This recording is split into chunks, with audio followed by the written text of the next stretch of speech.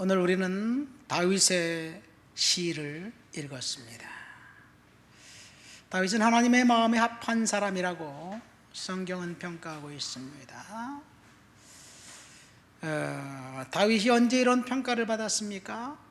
사울 왕과 사울 왕이 그를 죽이려고 했을 때 사울과 비교하면서 다윗은 하나님의 마음에 합한 사람이라고 평가를 받았습니다.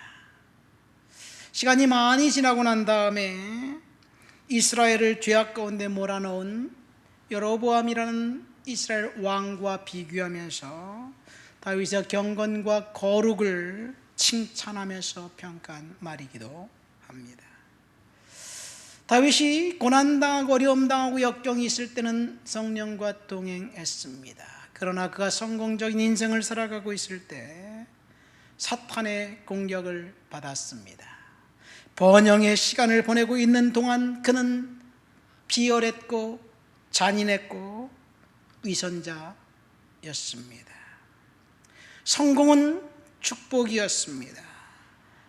그래서 축복의 기간 동안, 번영의 기간 동안 무릎을 꿇고 번영의 잔을 마셔야 했는데 다윗은 왕국의 통치자가 되고 권력을 손에 넣자 하나님의 말씀을 어기고 많은 아내를 두었습니다. 번영의 시기에 딱 한 번 뿌린 방종의 씨앗이 아무도 모르게 자라고 있었습니다. 자기도 모르는 사이에 환경에 이제 그 지배되어 나태와 사치가 자신을 정복하는 것을 허용했습니다. 결국은 정욕의 희생물이 되었습니다. 치열한 전투가 벌어지는 그 순간, 그 시간, 일국의 왕으로 전사로서 전장에 있어야 했는데 무슨 영문인지 다윗은 왕궁에 있었고 너무나 늦게까지 잠을 자고 있었습니다. 저녁 때 침상에 올라갔다가 이제 그 왕궁 옥상을 거닐면서 목욕하는 여성을 보았고 결국 그것은 넘지 말아야 할 선을 넘게 되었습니다. 딱 한 번 하나님과 사람을 속였던 그 죄, 속임수, 음모, 그것이 결국은 죄의 씨앗이 자라서 간음이 살인으로 되었고 십계명을 전부 다 어기는 그런 죄를 짓고 말았습니다. 일순간 맛본 달콤한 열매는 너무나도 비싼 것이었습니다. 다윗이 왜 이런 죄를 저질렀습니까? 평안했기 때문입니다. 일이 잘 되고 있었기 때문입니다. 그가 죄에서 돌아서 철저하게 하나님 앞에 회개했지만 죄의 대가는 저주가 되어서 자라고 있었습니다. 우리는 사탄의 무차별적인 공격을 경계해야만 합니다. 다윗처럼 경건한 사람도 일순간에 죄에 빠질 수 있다는 사실을 보면 사탄의 공격이 그만큼 집요하다는 것을 알 수 있습니다. 우리가 성령의 음성에 민감하지 않으면, 날마다 성령님의 인도함을 받지 않으면 어느 순간 우리도 모르는 사이에 죄에 빠질 수도 있습니다. 죄를 안 짓는 것이 중요하지만 사실 오물투성이인 세상을 살아가면 오물이 부지부식간에 우리들에게 묻힐 수도 있습니다. 사탄의 공격이 그만큼 집요하기 때문에 우리도 모르는 사이에 죄를 짓게 만듭니다. 그러면 그때 중요한 것은 빨리 죄를 깨닫고 회개하는 것. 그러면 하나님이 새로운 희망과 소망을 주실 것입니다. 다윗의 전성기는 그러니까 성공적인 삶을 살 때가 아니었습니다. 다윗의 전성기는 그가 고난당하고 있을 때, 그때가 전성기입니다. 오늘 본문에 보면 다윗은 지금 기가 막힐 웅덩이와 수렁에 빠져 있습니다. 12절 말씀 보세요. 수많은 재앙이 나를 둘러싸고 나의 죄악이 나를 덮침으로 우러러 볼 수도 없으며 죄가 나의 머리털보다 많음으로 내가 낙심하였습니다. 지금 깊은 수렁에 빠져 있고 기가 막힐 웅덩이에 빠져 있고 수많은 재앙이 다윗을 공격하고 있습니다. 아마도 그가 겪고 있는 고난과 재앙은 그가 지은 죄 때문인지 모르겠습니다.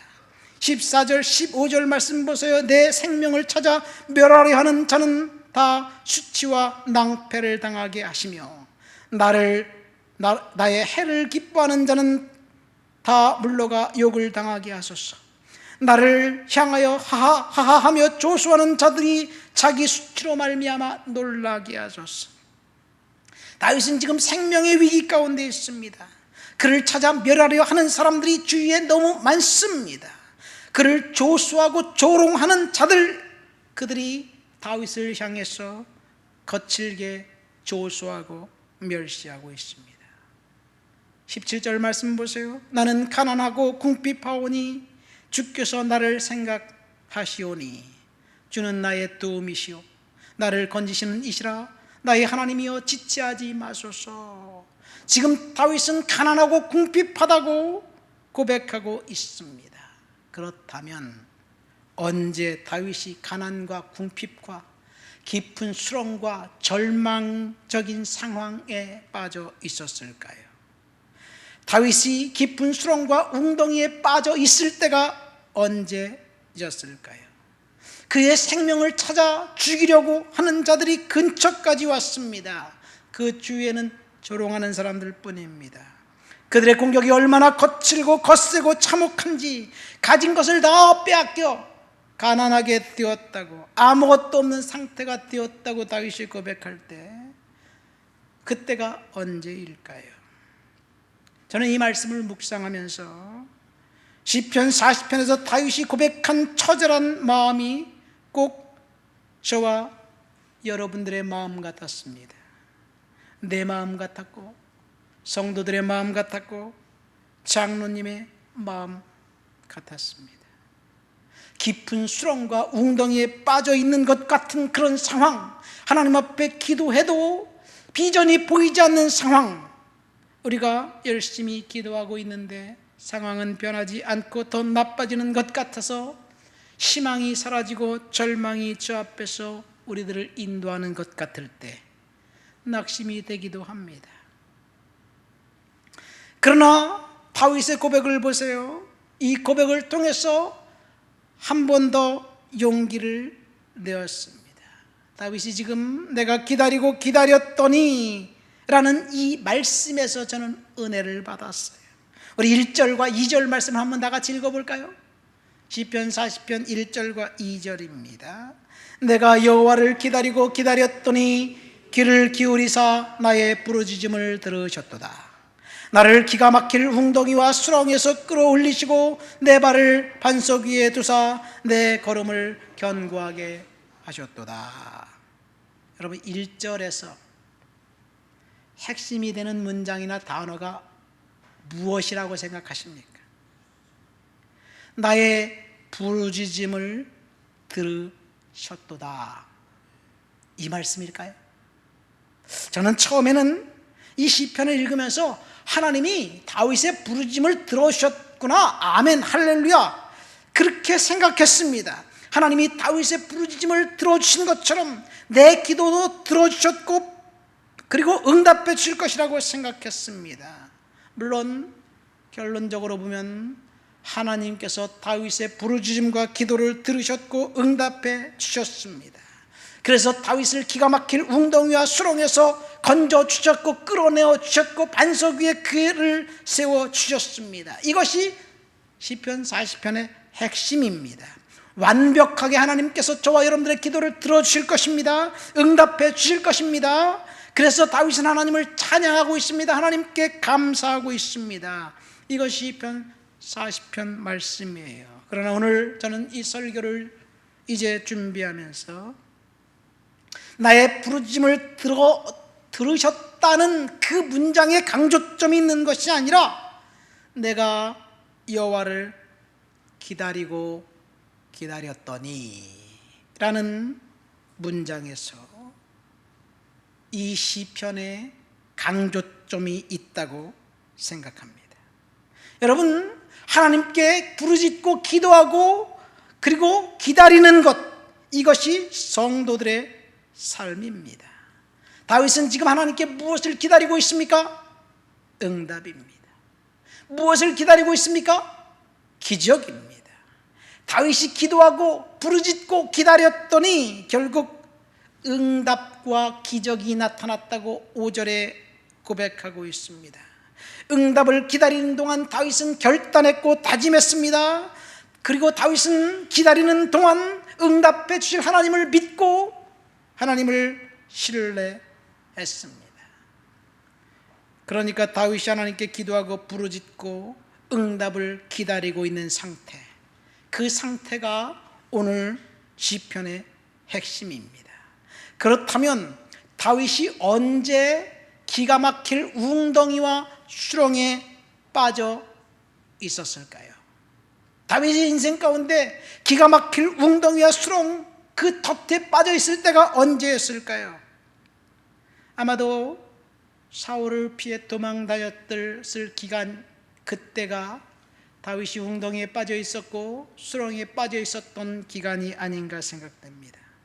다윗이 사울을 피해 도망 다녔던 기간은 13년에서 15년, 길게 잡으면 18년 정도 됩니다. 이때 다윗의 인생에서 가장 힘들었던 시간이었지만 사실은 이때가 다윗 인생의 황금기였습니다. 왜 그래요? 몸은 고달프고 힘들고 머리 둘 곳은 없었지만 가장 성령 충만한 시기가 바로 이때였습니다. 사울은 다윗을 죽이려고 했고 수많은 사람들이 다윗을 찾아서 이제 죽이려고 했고 오늘 말씀처럼 조롱했지만 다윗은 그를 죽이려는 사울을 2번이나 살려주었습니다. 이 기간이 다윗이 기가 막힐 웅덩이와 수렁에 빠져 있었을 때였을까요? 가만히 생각해 보니까 그 기간은 아닌 것 같더라고요. 왜냐하면 다윗은 그 기간에 하나님을 철저히 신뢰했어요. 낙심과 절망과 좌절에 있는 시간이 아니었습니다. 그렇다면 다윗이 언제 기가 막힐 웅덩이와 수렁에 빠져 있었을까요? 밧세바 사건으로 침상을 눈물로 적시면서 회개하고 있을 때였을까요? 절대 권력을 갖고 있는 왕정시대의 왕이 모든 것을 소유했습니다. 그는 남의 아내를 빼앗았고 권력을 이용해 이제 감추려 했고 그것이 들통나자 그 남편을 죽였습니다. 이 우리아라는 신하는 충성스러운 신하였는데 그를 죽였고 그의 아내를 빼앗았습니다. 아무도 모르게 비밀의 방에 붙여졌지만 그리고 평화가 이내 찾아왔지만 하나님은 알고 계셨습니다. 문제는 다윗이 그가 저지른 죄를 죄로 여기지 않은 것에 있습니다. 언제부턴가 그 양심이 마비되었습니다. 어린 시절, 목동 시절 하나님을 예배하고 찬양했을 때는 그 양심이 살아서 성령과 동행했지만 언제부터인지 죄에 고착되어서 양심이 마비되었습니다. 그냥 놔두면 사울 왕처럼 하나님께 버림받게 될 것이 뻔한데 하나님이 적극적으로 개입하셔서 그를 다시 살리셨습니다. 이것이 은혜입니다. 아마 이때가 기가 막힐 웅덩이와 수렁에 들어가고 있는 상황인지 모르겠습니다. 이때를 생각하면 11절의 고백이 무엇인지 이해가 됩니다. 여호와여 주의 긍휼을 내게서 거두지 마시고 주의 인자와 진리로 나를 항상 보존하소서. 하나님 앞에 죄를 철저히 회개하고 고백하면서 하나님 앞에 고백한 그 말씀입니다. 나단이 다윗에게 경고했을 때 그 죄의 대가가 뭡니까? 칼이 내 집에서 떠나지 않을 것이다. 내가 너와 내 집을 재앙을 일으킬 것이다. 내 눈앞에서 내 아이를 빼앗아, 내 아내를 빼앗아 다른 사람에게 주겠다. 너는 은밀히 행했지만 그 일은 백주의 대낮에 온 이스라엘 백성들이 보는 앞에서 그 일이 일어날 것이다. 내가 낳은 아들은 반드시 죽을 것이다. 이것이 죄의 대가입니다. 이 이야기를 들었을 때 다윗이 하나님 앞에 주여 긍휼을 내게서 거두지 마시고 주의 인자와 진리로 나를 항상 보호하소서 이렇게 기도할 수밖에 없었을 것입니다. 다윗이 하나님 앞에 철저히 참회하고 회개했습니다. 그러자 하나님이 다윗에게 이렇게 이야기합니다. 내가 너의 죄를 용서했다. 너는 죽지 않을 것이다. 여러분, 이때 다윗은 아마도 깊은 기가 막힐 웅덩이와 깊은 수렁에 빠지고 있는 중인 것 같습니다. 수많은 재앙이 나를 둘러싸고 나의 죄악이 나를 덮침으로 우러러볼 수도 없으며 죄가 나의 머리털보다 많음으로 내가 크게 낙심하였나이다. 여호와여 은총을 베푸사 나를 구원하소서. 여호와여 속히 나를 도우소서. 이 죄에 빠져 있을 때 하나님 앞에 회개하며 이렇게 기도하면서 죄가 머리털보다 많다는 사실을 알고 철저히 회개했습니다. 그런데 그가 뿌려놓은 죄악의 씨앗은 결국 그의 아들 압살롬의 반역으로 이제 재앙으로 찾아왔습니다. 아마도 시편 40편 다윗이 기가 막힐 웅덩이와 수렁에 빠져 있을 때는 압살롬을 피해 도망 다닐 때가 아닌가 생각됩니다. 다윗이 압살롬을 피해서 도망 다닐 때 2년 반 정도 도망가 다녔어요. 한 2주나 3주 정도 도망 다니다가 예루살렘으로 다시 들어온 게 아니에요. 무려 2년 반 동안 이스라엘은 압살롬 천하가 되었고 나단이 예언한 대로 다윗은 철저하게 모든 것을 다 빼앗겼습니다. 다 빼앗겼어요. 그래서 그가 가난하게 된 때가 바로 이때입니다. 그러니까 다윗은 죄 때문에 기가 막힐 웅덩이와 수렁에 빠져 있었습니다. 그럼에도 불구하고 다윗은 하나님의 성품에 기대어 기도하고 부르짖습니다. 하나님의 은혜는 철저히 회개한 사람에게 임했다는 사실을 우리는 다윗을 통해서 알게 됩니다. 다윗이 뭐라고 고백합니까? 6절 말씀 보니까 내 귀를 통하여 내게 들려주시는 제사와 예물을 기뻐하지 아니하시며 번제와 속죄제도 요구하지 않는 하나님, 그 하나님 앞에 다윗은 철저하게 회개했습니다. 여러분, 우리에게 필요한 것은 예배도 중요하고 헌금도 중요하고 헌신도 중요하지만 그것보다 더 중요한 것은 철저한 회개입니다. 그래서 다윗이 이렇게 고백합니다. 주께서 제사를 기뻐하지 아니하시나니 그렇지 아니하면 내가 드렸을 것이다. 주는 번제를 기뻐하지 아니하시나이다. 하나님이 구하시는 제사는 상한 심령이라. 하나님이여 상하고 통회하는 마음을 주께서 멸시하지 아니하시나이다. 하나님은 황소를 드림보다 하나님을 찬양하는 것을 더 기뻐했습니다. 본문의 핵심은 하나님께 부르짖고 기도했더니 그 부르짖음을 하나님이 들으셨고 응답해 주셨다는 것입니다. 그런데 부르짖음을 들으시고 응답해 주셨다는 것, 그래서 기가 막힐 웅덩이와 이제 그 수렁에서 건져 주셨다는 것이 핵심이지만 기도하고 기다렸다는 거예요. 5절 말씀 보세요. 여호와 하나님이여 주께서 행하신 기적이 많고 우리를 향하신 주의 생각도 많아 누구도 주와 견줄 수가 없나이다. 내가 널리 알려 말하고자 하나 너무 많아 그 수를 셀 수도 없나이다.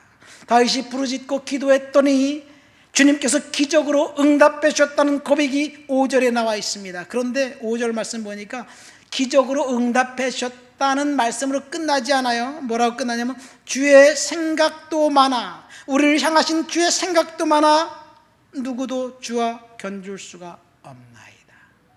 하나님의 생각도 많다는 말이 무슨 말일까요? 그냥 부르짖고 기도했더니 응답해 주셨다고 그러면 마침표를 찍으면 끝나는데, 하나님의 생각도 많다고 이야기하고 있어요. 주님의 생각도 많다, 그 말은 하나님의 방법은 우리의 생각과 다르다는 이야기예요. 저는 지난 주간에 그것을 경험했어요. 우리 그동안 교회당 천장 누수 소송 때문에 고생했잖아요. 2년 반 동안 소송이 다 끝났어요. 이 밑층이, 이 아래층이 누수 피해자인데 위에서 소송을 걸었어요. 그런데 소송을 걸고 보니까 위에가 그 가해자고 아래 교회가 피해자라는 것이 판명 났어요. 다 끝났어요. 끝나고 나니까 소송에 들어갔던 소송비를 받아야 돼요. 근데 그것이 또 다른 소송이더라고 보니까요. 저는 몰랐어요. 아무것도 몰랐어요. 근데 우리가 피해자인데 25%를 패소했어요. 어쨌든 그 문제 때문에 그 변호사 사무실에서 전화가 왔어요. 이제 다 끝났으니까 33만 원을 우리에게 지급해 주십시오. 그럼 제가 대행하겠습니다. 33만 원을 또 달라는 얘기예요. 아니, 내가 변호사를 고용했을 때 누수 원인까지 규명하고 난 다음에 변호사에게 줬으면 100% 승소하게 해줘야 되는데 25% 패소하고 난 다음에 33만 원을 더 달래니까 내가 너무 답답해. 그래갖고 33만 원이 지금 없으니까 어차피 소송비를 받을 건데 그 다음에 받아서 드리겠습니다. 그리고 이야기했더니 변호사한테 전화가 안 와요. 그래서 사무실에 다시 전화했더니 여직원이 이게 뭐라고, 목사님 무슨 말인지 알겠어요. 변호사님이 노하셨습니다. 그래서, 그래요? 그럼 변호사님하고 좀 통화 좀 제가 한번 했으면 좋겠습니다. 그랬더니 그 문제를 가지고는 목사님과 통화하지 않으시겠다고 말씀하셨습니다. 딱 그렇게 얘기하더라고요. 변호사 이 돈 많이 받고 변호사 역할하면서 25% 패소하고 난 다음에, 패소할 게 아닌데 33만 원을 더 받기 위해서 내가 통화하자니까 그걸 거부해요. 그래서 굉장히 불쾌했어요. 그래서 제가 인터넷을 뒤지고 그래서 보니까 접수하기만 하면 되더라고요. 그래서 인터넷을 뒤지고 난 다음에 그 소송 비용액 확정이라는 것이 있더라고요. 법원에 전화하고, 그래서 인터넷 뒤지고 서류 준비하고 그 다음에 참고 서류 만들고 그러면서 법원에 상담하기 위해서 갔어요. 제가 그랬더니 법원 직원이 저는 잘 모릅니다. 그냥 써서 내세요. 이거 영수증 어떻게 해야 되나요? 그냥 모르겠습니다. 그냥 써서 내세요. 있는 것만 가지고 내세요. 그래서 제가 갖고 갔던 거 상담 안 하고 다 냈어요. 그리고 난 다음에 그 직원이, 법원 직원이 하는 말이, 만약 미비된 것이 있으면 보정하라고 다시 전화가 오고 편지가 올 거예요. 그때 보정하시면 됩니다. 그러더라고요. 그래서 얼떨결에 법원에 갔다가 제가 접수하고 왔어요. 33만 원 절약했습니다. 누군가가 이런 일이 있을 때 제가 도와줄 수도 있게 되었어요. 변호사의 마음을 완악하게 한 것이, 나를 기분 나쁘게 한 것이 하나님이 33만 원을 세이브하기 위해서 그런 것이다, 라는 생각을 들었습니다. 여러분, 하나님의 생각이 많아요. 하나님이 저와 여러분들을 너무너무 사랑한 하나님의 자녀이기 때문에 우리가 고난당하고 고통당하고 힘든 일을 경험하게 하지만, 내가 괴로워하는 문제들, 그것 때문에 내가 지금 응답해 주세요 요청하지만 내 방법이 아닌 하나님의 방법으로 인도하신다는 사실을 믿으시기를 예수님의 이름으로 축원드립니다. 하나님의 방법이 많습니다. 저와 여러분들이 부르짖고 기도하는 그 제목들을 하나님이 들으셨습니다. 때가 되면 하나님이 기적으로 응답하실 것입니다. 하나님의 생각은 우리들의 생각을 초월합니다. 때로는 사람들의 무례함을 통해서도 하나님이 일을 하신다는 거예요. 문제는 기다림입니다. 오늘 다윗은 내가 여호와를 기다리고 기다렸더니 기가 막힐 웅덩이와 수렁에서 건져 반석 위에 나를 올려주셨다고 고백합니다. 다윗이 얼마나 기다렸을까요? 사울을 피해 도망다녔던 기간이라면 15년 이상, 압살롬을 반역의 기간이었다면 다윗은 2년 반을 기다렸습니다. 때가 되면 우리가 기다린 것에 대한 결실을 맺게 될 줄 믿습니다. 원수들은 스스로 사라질 거예요. 어쩌면 지금 우리가 다윗처럼 기가 막힐 웅덩이와 수렁에 빠져있는 상태인지 모르겠습니다. 어떤 성도들은 겉으로 보기엔 화려해 보이지만 속으로 남모르게 애태우며 하나님께 기도하는 그 기도 제목을 갖고 있는 성도들 있습니다. 교회 공동체 안에 기도 제목을 나누고 함께 기도하는 성도들 안에 돌파할 수 있는 묘안이 떠오르지 않아 안타까운 상황에 있는 성도들에게 하나님이 주시는 말씀, 기다리고 기다려라. 그러면 응답해 주신다는 말씀이에요. 여러분, 하나님의 작정하신 시간, 기다림의 시간이 지나야 반드시 응답이 옵니다. 기다림의 시간은 인간이 실수와 지혜를 동원하여 해결하려고 하면 반드시 문제가 훨씬 더 복잡해진다는 이야기예요. 아브라함이 그랬습니다. 아브라함은 더 기다릴 수가 없었습니다. 하나님의 약속은 분명했습니다. 인간적인 가망은 사라졌습니다. 그래서 아브라함은 직접 자신이 하나님을 도우려고 했습니다. 사라에게 생리가 끊어지고 하갈을 통해서 아들을 낳을 수 있다는 생각은 인간적으로 볼 때 정당했습니다. 아브라함이 가나안 땅을 떠날 때 나이가 75살이었고 사라 그 아내는 65세였습니다. 가나안을 떠나기 전에 이미 사라는 생리가 끝났어요. 아이를 낳을 수 있는 상태가 아닙니다. 그런데 하나님이 내가 너에게 아들을 주겠다고 약속하셨어요. 그래서 아브라함은 하나님의 약속을 믿고 아내 생리가 끝났지만 10년을 기다렸습니다. 하나님 약속 붙들고 10년을 기다렸으면 많이 기다린 것 아닐까요? 하나님의 약속은 처음부터 불가능한 것이었습니다. 그런데 10년 정도 기다리고 난 다음에 사라의 귀에 번쩍하는 아이디어가 떠올랐습니다. 그건 뭐냐? 대리모를 통해 아들을 낳는 거예요. 그때 당시 상황들은 그랬습니다. 많은 이제 족장들이 첩을 얻고 그리고 아내들을 많이 두었습니다. 사라는 대리모를 통해서 아들을 낳을 수 있는 손쉬운 방법을 알게 되었습니다. 그래서 하갈을 첩으로 아내에게 주었습니다. 아브라함이 자신의 힘으로 하나님의 뜻을 성취하려고 하자 하나님께서 긴 침묵으로 들어가셨습니다. 우리도 때로는 하나님처럼, 아브라함처럼 하나님을 도와서 큰 일을 하려고 할 때 하나님이 침묵하신다는 사실을 믿으시기를 예수님의 이름으로 축원드립니다. 아브라함 다시 보면 출구가 없어 답답합니다. 사방이 꽉 막혀 있습니다. 우리는 그때 우리의 상식과 지식을 갖고 하나님의 일을 근사하게 해내려고 합니다. 하나님이 직접 하실 것인데, 그런데 아브라함은 기다릴 수가 없었습니다. 왜? 하갈이라는 근사한 대안이 그 옆에 있었기 때문입니다. 꼭 하나님이 예비해 두신 것 같았습니다. 더군다나 사라가 종용합니다. 여보, 난 가망이 없어. 이 하갈을 통해서 아들을 낳으면 될 거야. 여러분, 기막힌 타이밍 같습니다. 모든 것이 자신이 원하는 대로 작동하고 있습니다. 마치 하나님의 뜻처럼 순조롭게 일이 진행되고 가고 있습니다. 그러나 속지 마시기를 예수님의 이름으로 축원드립니다. 하갈은 불순종을 통해서 사탄이 던진 덫이었습니다. 하갈은 불순종으로 애굽에 내려갔을 때 가만히 들어온 마귀의 올무였습니다. 아브라함이 인간적인 방법을 통해 사가를 통해 이스마엘을 얻었을 때 하나님은 13년간 침묵하셨습니다. 창세기 16장 마지막 절하고 17장 1절에 보면 13년간의 공간이 떠요. 아무 일도 없었습니다. 하나님이 철저하게 침묵하신 거예요.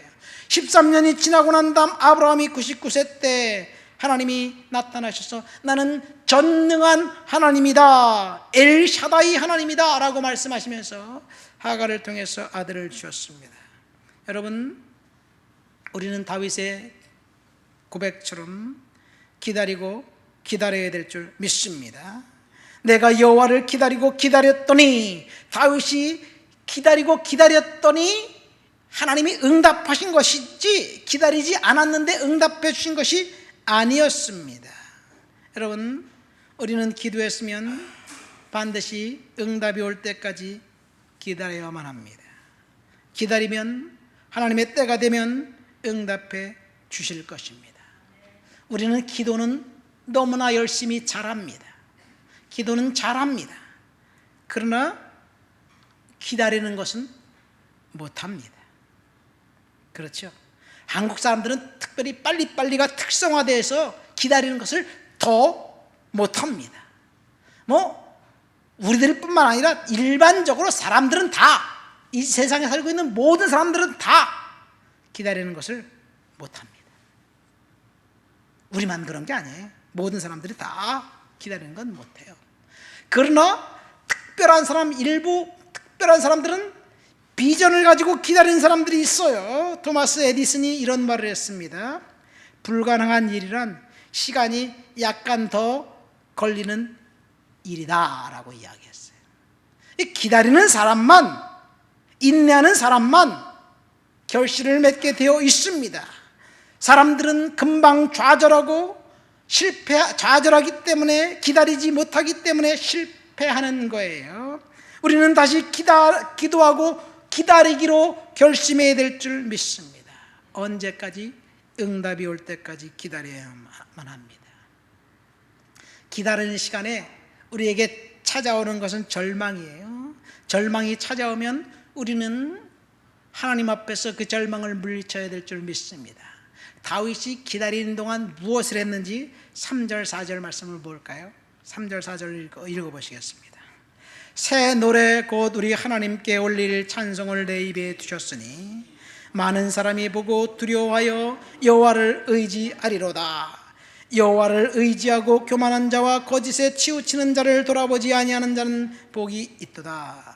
다윗은 지금 기가 막힌 웅덩이와 수렁에서 하나님을 찬양했다고 본문은 이야기하고 있는 거예요. 다윗이 하나님 앞에 기도하고 기다리면서 응답이 올 때까지 찬양했다는 이야기예요. 그러니까 우리가 기도하고 기다리는데 응답이 없어요? 낙심이 돼요? 그러면 찬양하시기를 예수님의 이름으로 축원드립니다.